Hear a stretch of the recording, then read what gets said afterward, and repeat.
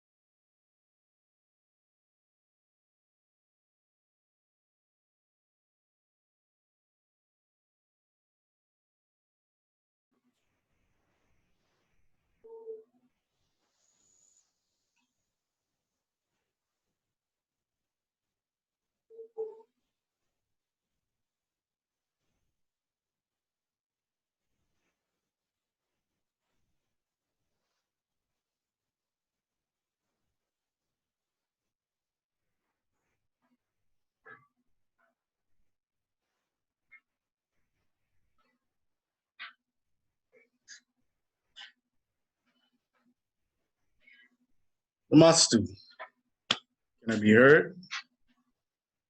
Yes, Ka-Hun. Namaste. Mastu. Well, we're going to get started. Thank you all for being here with us tonight.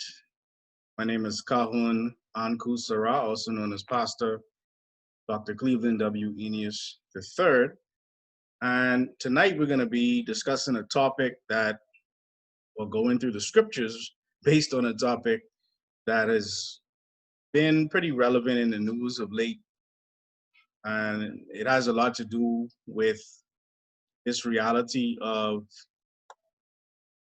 who we are as a people and who the so-called Jew is as a people. And so right off the top, we're gonna be very clear that those who are calling themselves the Jews are indeed the Jews. And it's important that we begin there because we don't want to give the impression that what we are doing here this evening is to try to verse those who are referring to themselves as Jews. All right. We as true Christians, we as Adonis Christians are at a point in our growth and development whereby we understand that the formula to liberation ultimately has nothing to do with anyone other than ourselves. And so what we saw happening, or what we see happening with a Nick Cannon, who is losing his job and going through what he's going through, you know, that's definitely you know, a reality that he has to face.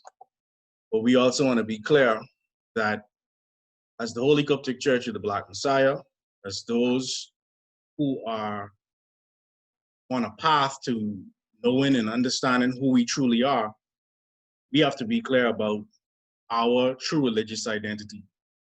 And so tonight, we're going to go through some of our parchments We're going to go through websites. We're going to go through maps. We're going to go through whatever it takes for us to ultimately understand. And of course, we won't get through everything tonight. Before we get started, before we dive in, let me just say this is not the paid for Zoom. This is free Zoom. So we're gonna have about 40 minutes, and then everybody's gonna have to come back in after about 40 minutes. All right. So afterwards, we will give information on how you can donate, and it's something that you want us to continue to do on platform that is not going to keep shutting us down every 40 minutes. And we ask that you just donate. You can either donate or you can purchase this particular recording after we have completed the session tonight. So again, some of you are just joining in. Others will be coming in as we go. I again say namastu, which means I bow to the divinity in you. I see some familiar faces here, and I'm happy that you all have decided to join us this evening. All right, so we're going to be looking at, like I said earlier, a few of the parchments of the Holy Qubtic Church. We are a teaching church, and ultimately what that means is that we are not a church that just asks people to believe what we teach. As a matter of fact, we ask you to do the opposite. We ask you to do what the scriptures say, which is to not believe and try every spirit. As a teaching church, we encourage questioning, and we also, at the same time, demand the respect that we give. So I know that there are people who will have questions, and as long as the questions are being brought forth in a respectful manner, we'll answer those questions. Anybody who's disrespectful, I just really won't have time to deal with you, and we will ask you to leave or just simply remove you from this scriptural study tonight. All right? Because we know that that spirit is out there. Okay? So if you do have a Bible, if you do have something that you can take notes with, we encourage you to pull those out, because we're going to be giving you information that is not necessarily easy to remember as far as the amount of information that's going to be given. So I would like for you to be able to share with others what it is that you're going to be learning tonight. And in doing so, you know, taking notes is a great way to help you to remember. All right. So the question is, where does the confusion begin? Because we are at a state of confusion. Can everybody see my screen as I'm sharing right now? Yes, Ka-Hun. All right, beautiful. This particular parchment, just so we know where we're coming from, is called Identity Theft, the Blessing versus the Curse. A lot of people will say to us as the Holy Qubtic Church, why is race so important? Or why are these names so important? What is it that you all are harping on? What do you want us to see, right? And the first thing we want us to all be aware of is that the reality is we are in a confused state as a people. We are not fully aware of who we are.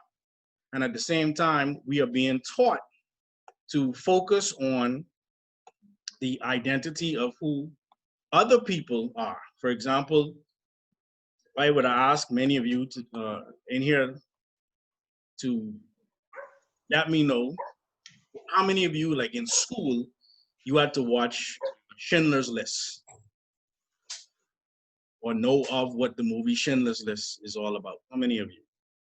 I guess a better question is, how many of you didn't have to watch it?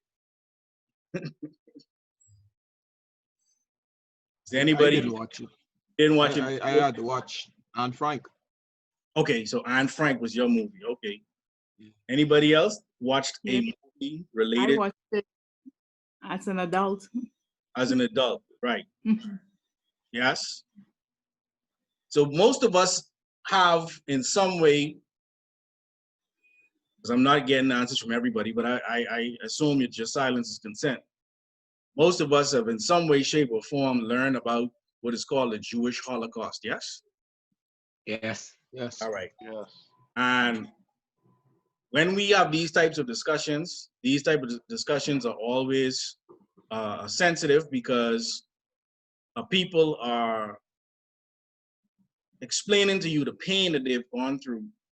And we don't ever want it to make it seem as if we are denying the pain that they've gone through. What happened to the Jews in the 1940s by way of Hitler and World War II was truly an atrocity. And there are people who dispute that. There are people who have varying opinions about how it happened. That's not what we're here to do tonight. We respect the official position that they have on that. However, we, as Nubian Melaninites, we're confused. And where does this confusion begin? The confusion begins with certain terms or words which we must address. I'm going to take you through a couple paragraphs of a few parchments, and then we're going to, have questions. So if you have questions as we go, I'll ask if there are any questions, and we'll get to those questions. But the confusion begins with certain terms or words which we must address. The first of these are the terms original holy seed, with the emphasis on the word original. So tonight's topic is they are the real Jews. We are the original Na-Za-Rites. This is something that our Basesh, our Qubtic Pope, Hotep Tar, as I was talking to him about, what's going on in the world. We speak every day, and, we were talking about this whole situation with Nick Cannon. And what he said was that, they are the real Jews, right? We, however, are the original Na-Za-Rites. And the reality is, Yahshua Christ, who they falsely call Jesus Christ, never once said he came for the Jews. We look at that. So we're going to look at this word original. And the second of which is the term God's chosen people, with the emphasis on the word God's. Now, in order for those who seek true faith to fully understand the difference between the two terms, namely the original holy seed and God's chosen people, let us first establish these facts for the sake of all who earnestly seek true faith. When we say true faith, we're not talking about a faith that just accepts anything. We're talking about a faith that confirms, a faith that is going to look at the etymology of the words and is going to actually uncover or peel back the onion layers of what has taken place with regards to information. All right? So the word holy, from the Tamaraic or the ancient African gadush, sacred, undiluted, untampered with. From the Aramaic kaddish, holy, holy one. From stem of Chadash was holy. Itha Chadash was sanctified, related to Hebrew. Chadash was holy. Kadash, holy, Old English. Halig, or holy. So what we're seeing here, as you look at this word, the word has moved out of the ancient African. It moved from the ancient African into the Aramaic. It moved from there into what they call the Hebrew, and then into the Old English. And then it becomes the word consecrated, sacred, godly, the Proto-Germanic, Hilega, the Norse, related to the Old Norse, Helgar, the Old Frisian Helig, holy, Old Saxon, Hileg, Middle Dutch, Hilik, Old High German, Hileg, German, Hilig, Gothic, Helegs are holy. So same journey that this word holy took through the languages is the same journey that our identity and our true religious faith and religion has taken throughout reality. We've gone from being ancient Africans to now seeing ourselves through the eyes of the Greco-Romans. And so ultimately this word holy means undiluted, nothing added to, nothing taken away. The word original, first in time. This is important because we know scientifically that there is little dispute about who was on the planet first.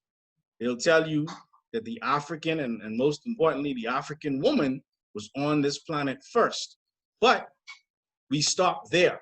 We stop in our discussion of who was here first, as if the Africans were here first and they had no religion, they had no architecture, they had no sciences, they had no math, they had nothing that we have today. It's as if the African waited around for the Greco-Romans to introduce what they call civilization to them.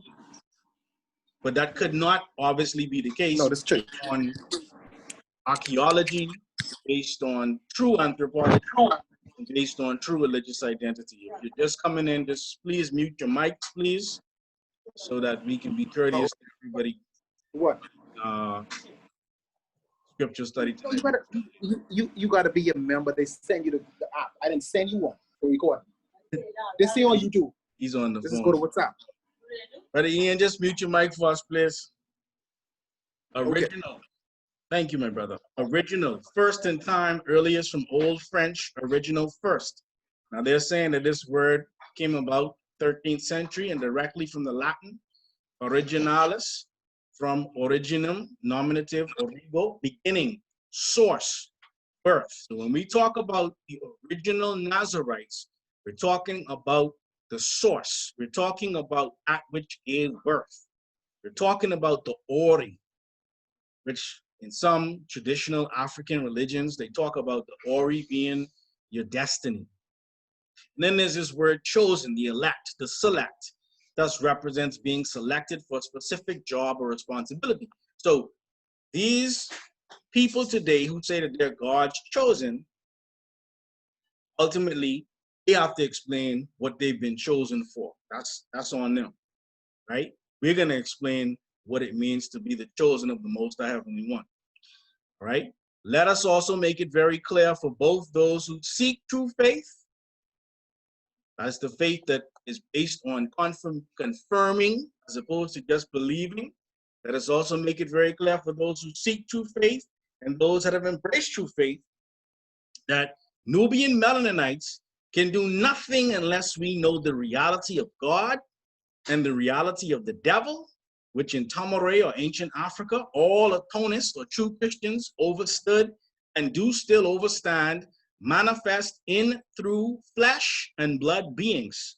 This idea of a spooky devil or a spooky God is something that the Greco-Romans gave us to pacify us while they run game on us, while they take resources, while they control the economy, while they control the narrative, whereby this God and devil are two ends of a swinging pendulum placed within the very DNA of members of humanity in varying degrees of genetic potency.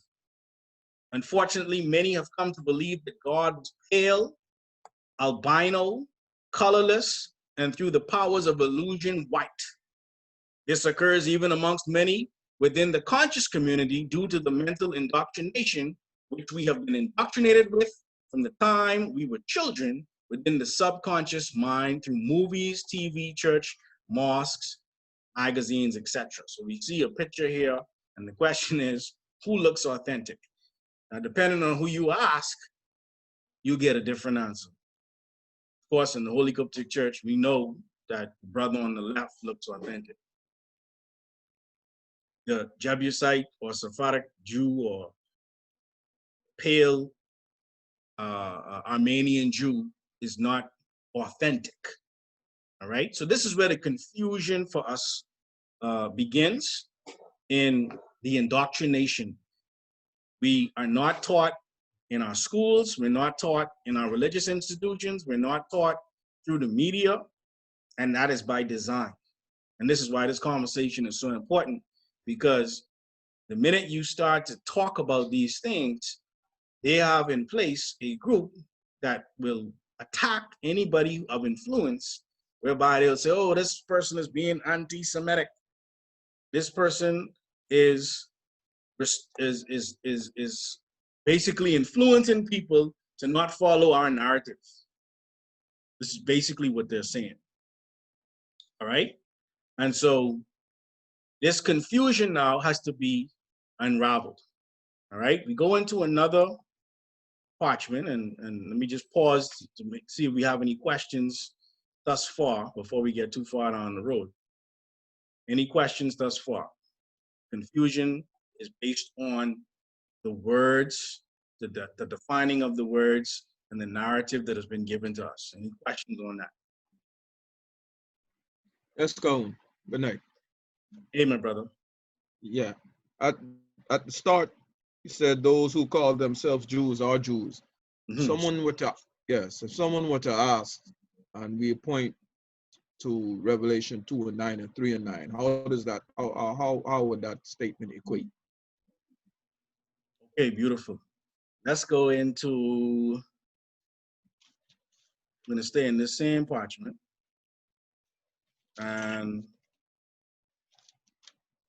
this is actually addressed further down in the parchment.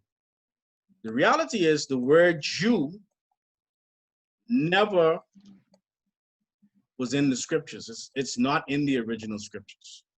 It's a word that was placed in what is called the scriptures today, and that was done purposely to create more of this confusion that we have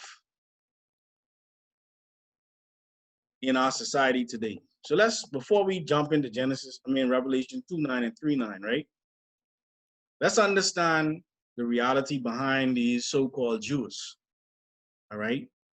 The question being asked in the parchment is identity theft. And it's not just identity theft, it's the blessing versus the curse. Because where we're going to go at the end of the day is understanding how blessings and curse actually work, and the forces behind blessings and the forces behind curses, and how our identity and what we identify with and what we hold on to as our salvation ultimately leads us to being blessed or being cursed, right? But what are Hellenistic Judaism and Hellenistic Christianity? These so-called Jews are really Greeks. The Hellenistic Judaism of the Greeks became Greek Jewishism, okay? And I'm gonna go through how they took over this portion of land called the Palestine-Israeli region in a second. But what was taking place was cultural diffusion. These Hellenistic, these Greeks rather, were introducing a form of Hellenistic Judaism and then ultimately a Hellenistic form of Christianity. So it goes on to say the Hellenistic Judaism of the Greeks became Greek Jewishism, called Judaism, while the Hellenistic Christianity of the Romans became the Greek Orthodox and Roman Catholic churches. So you have the Old Testament, whereby a story of the 12 tribes, all right, and this story of Abraham and Sarah, and they have Yitzhak, or who they call Isaac, who give birth to Jacob. And this Jacob, they say, has 12 tribes, and his name is changed to Israel. Yes, and this is where the story of this holy people or chosen people is supposedly coming from out of the Old Testament. And then by the time you get into the New Testament, then you have the story of who they call Jesus or Yahshua, depending on who's looking at it. And the Greeks are controlling the Old Testament version or vamping down on the reality of the original 12 tribes. And the Romans are vamping down on the original Messiah Yahshua Christ story. So they're taking these original records and this original narrative, whereby we are now confused as to who the 12 tribes are. We're confused as to who this Jesus or Yahshua is. And both of these are Greco-Roman interpretations. So this is key right here. These are Greco-Roman interpretations of the original Qamarain Atonist teachings based on Greco-Roman theology, which today is but monotheistic mythology.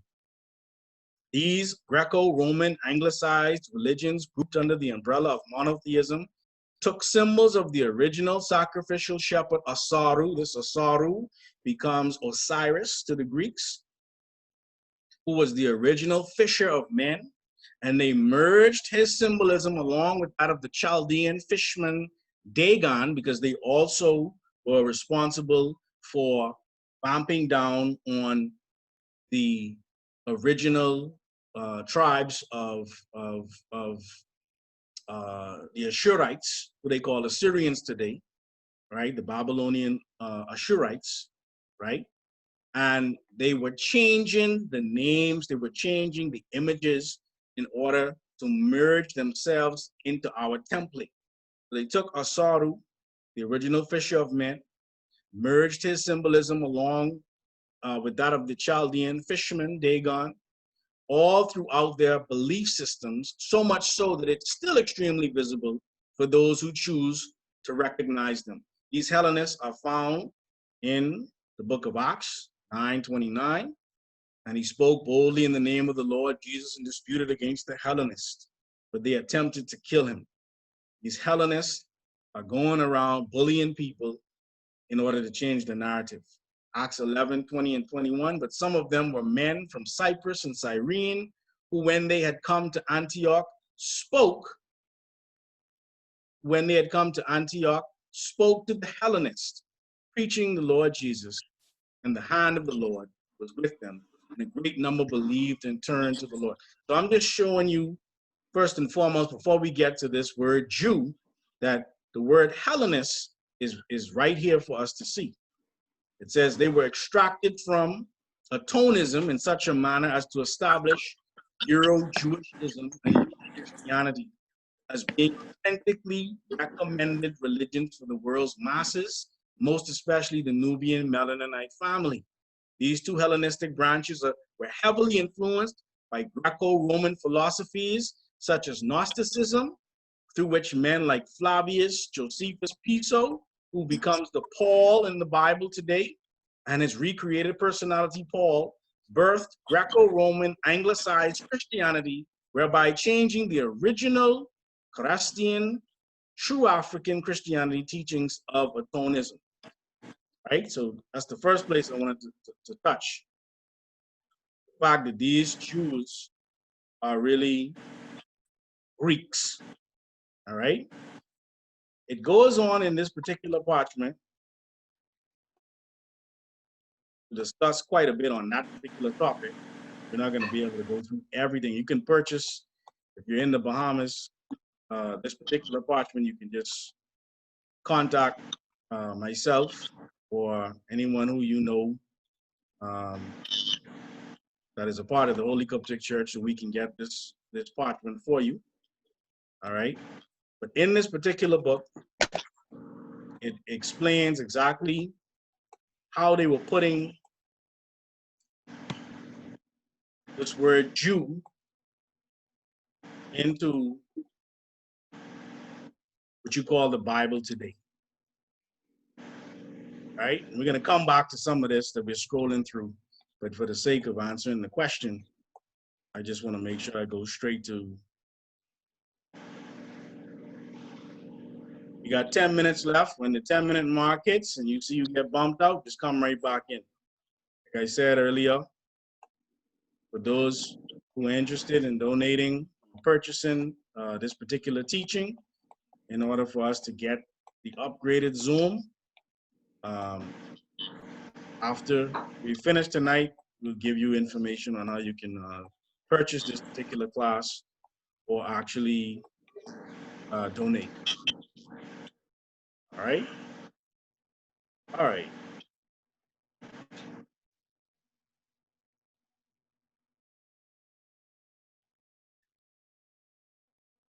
All right, so let's start right here.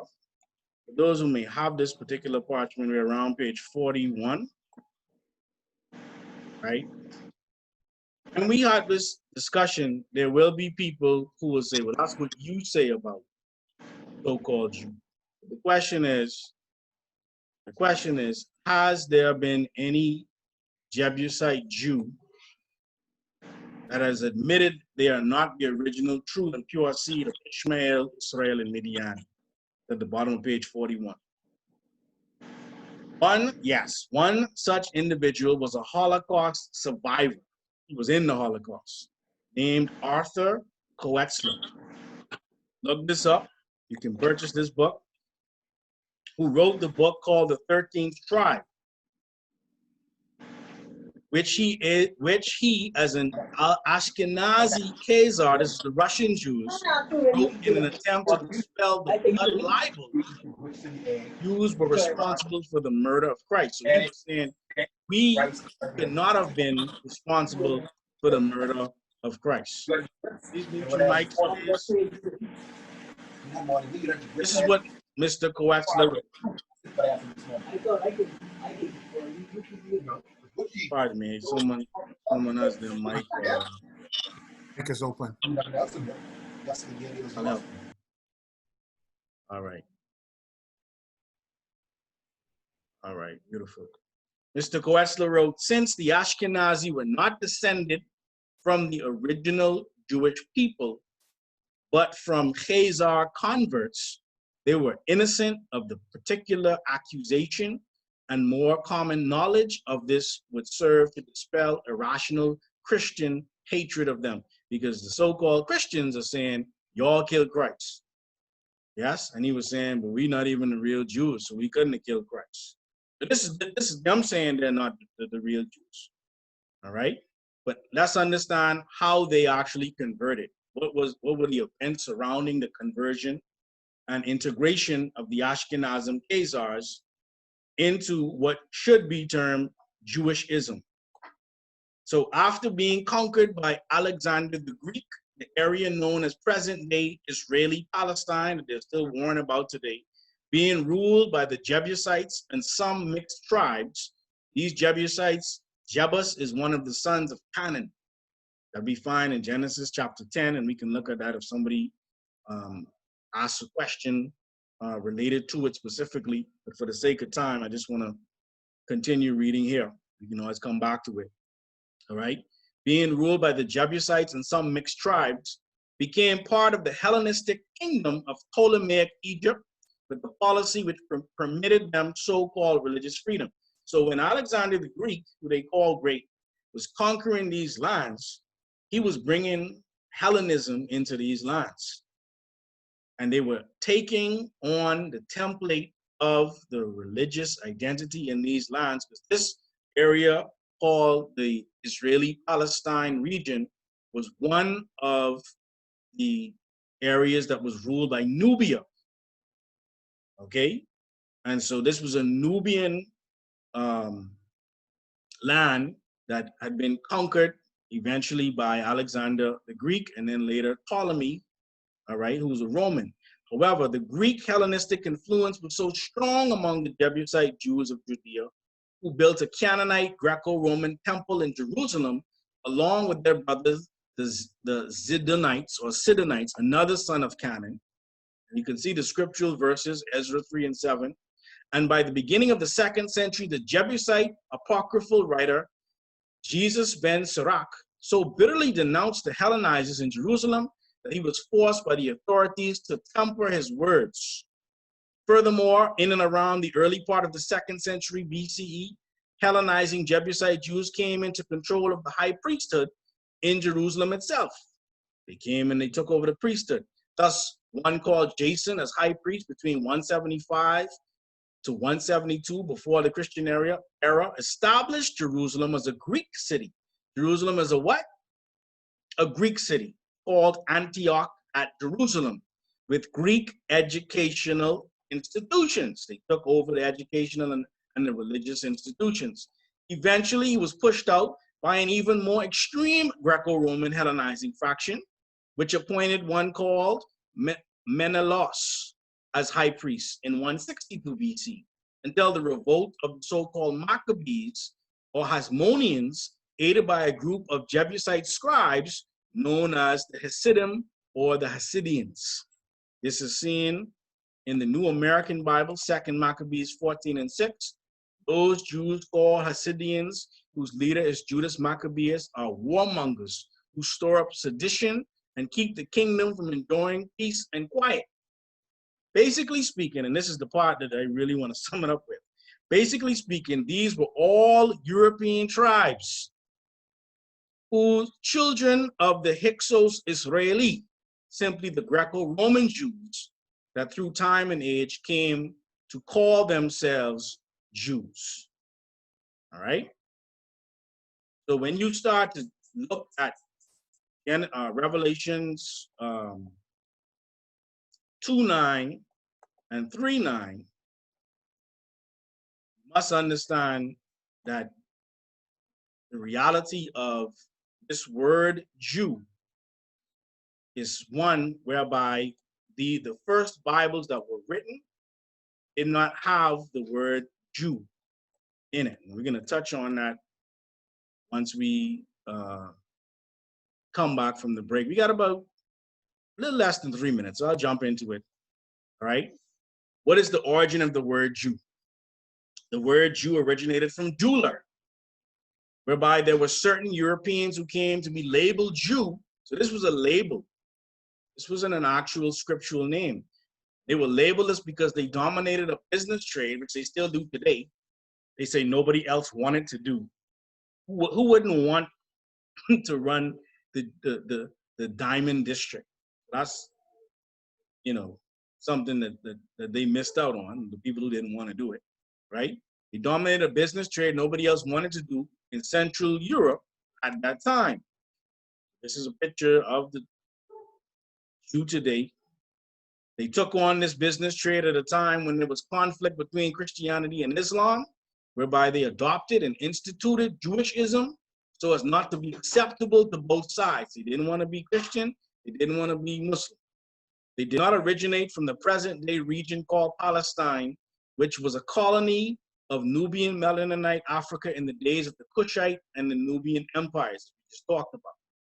The reality is therefore that the original pure and holy seed of Tamarians were in fact the oldest scriptural community in the world, such as the Nubian Melaninites in Ethiopia, as the Egbos of Nigeria or Igbos, that are Tamarian Judeans who observed the original 9 Qubtic rites of atonism, which the world viewed as Hebrewism.